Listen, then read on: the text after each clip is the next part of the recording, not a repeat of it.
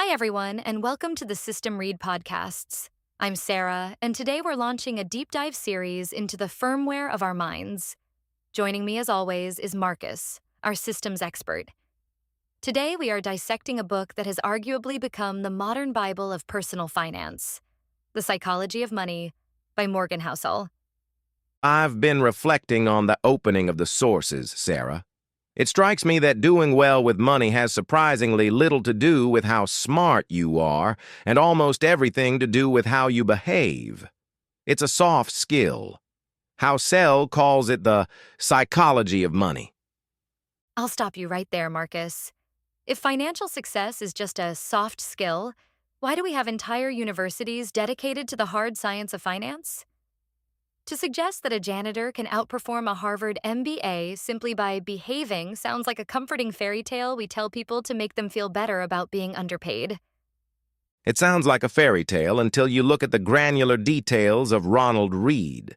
Here was a man who spent 25 years fixing cars at a gas station and 17 years sweeping floors at J.C. Penney.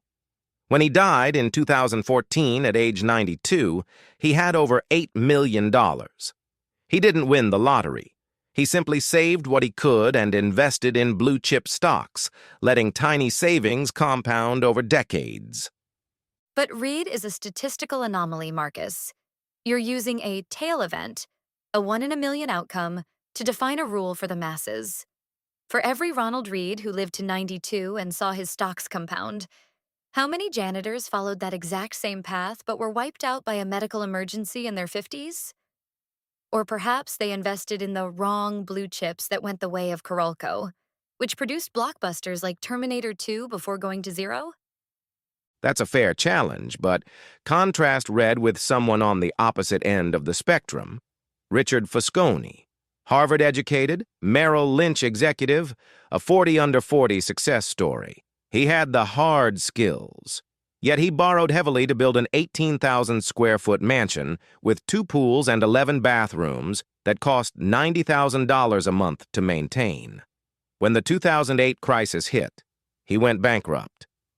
The education didn't save him because he was greedy, while Read was patient.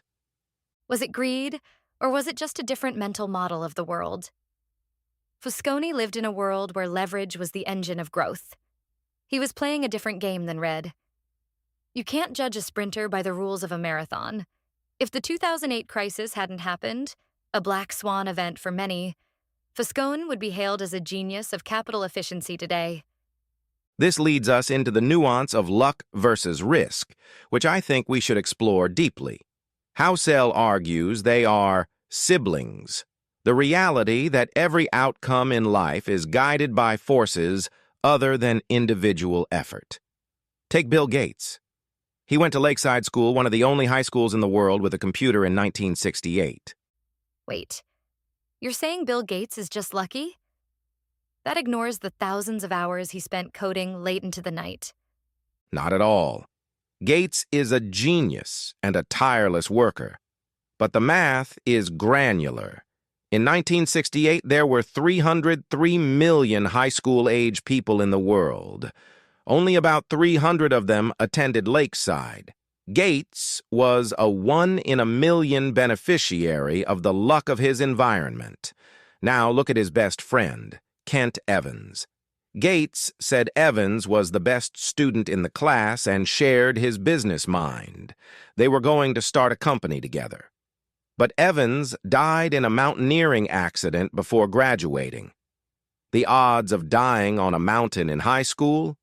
Also roughly 1 in a million. Same force, same magnitude, working in opposite directions. I find this luck and risk framework dangerous, Marcus. If we attribute success to luck, we disincentivize hard work. If we attribute failure to risk, we remove accountability.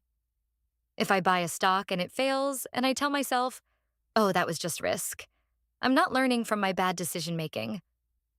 I'm just making up a narrative to protect my ego. But the sources argue that we prefer simple stories of cause and effect because the truth, that the world is too complex to allow 100% of your actions to dictate 100% of your outcomes, is too messy to handle.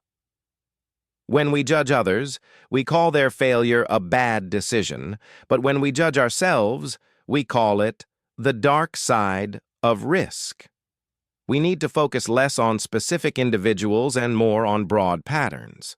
The more extreme the outcome, the more likely luck or risk played a role. If we follow your broad patterns logic, then no one should ever try to be a Warren Buffett or a Bill Gates, because their success is so tail-driven that it's unrepeatable. It's a philosophy of mediocrity.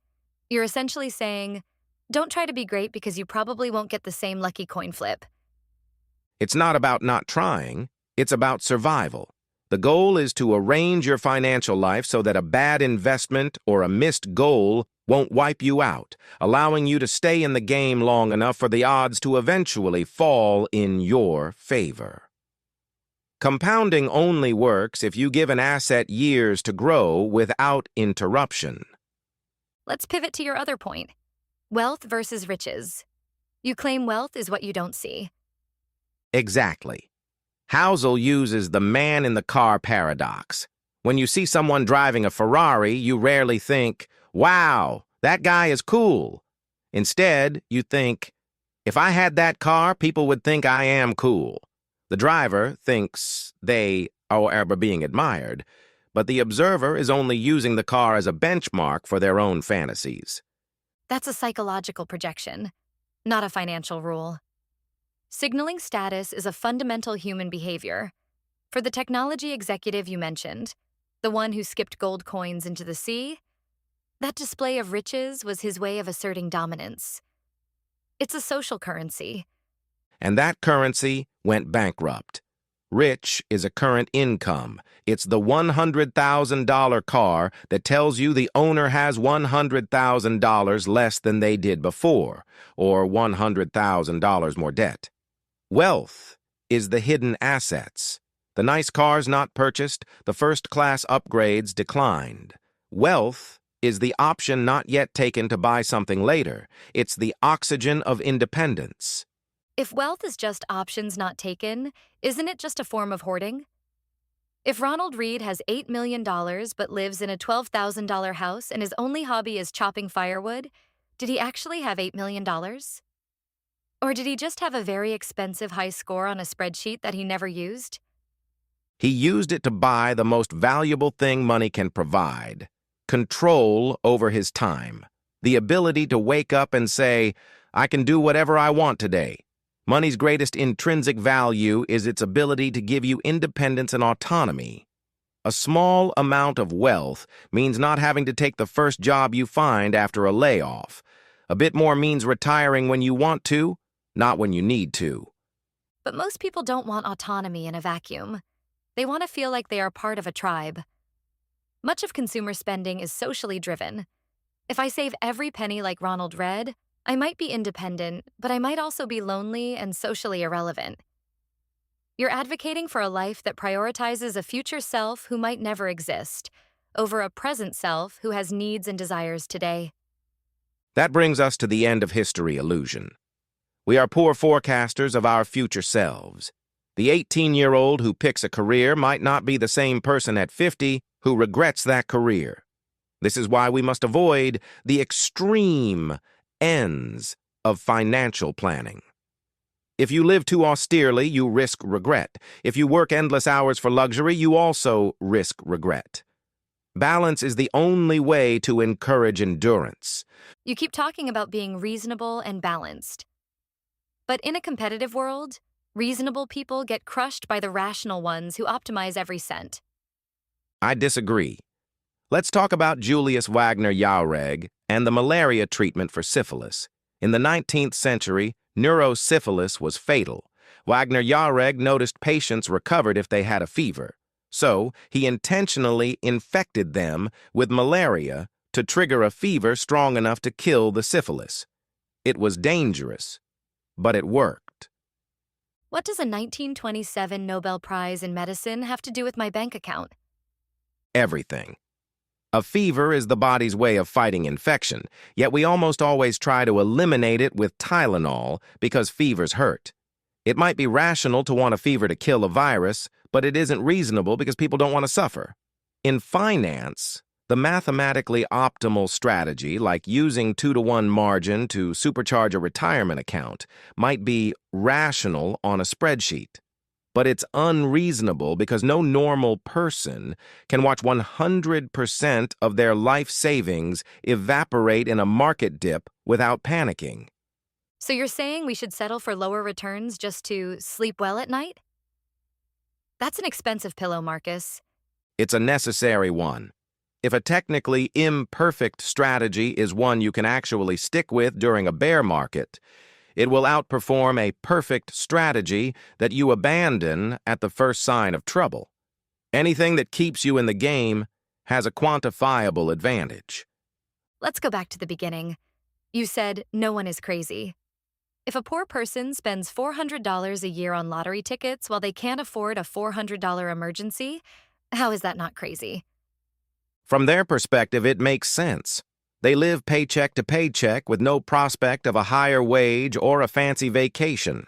Buying a lottery ticket is the only time in their lives they can hold a tangible dream of getting the things that you already take for granted. They aren't buying a return. They are paying for a dream. It's a slow, investigative way to look at it. I'll give you that. But it still feels like you're giving everyone an excuse for their failures. It's not an excuse, it's forgiveness. We need to forgive ourselves for our failures and leave room for understanding when judging others. The world is a mess of different goals and desires. There is no single right answer, only the answer that works for you. My own strategy is simple. I max out my index funds, keep 20% in cash for independence, and I own my house outright without a mortgage, which is a terrible financial decision on paper, but the best one for my peace of mind.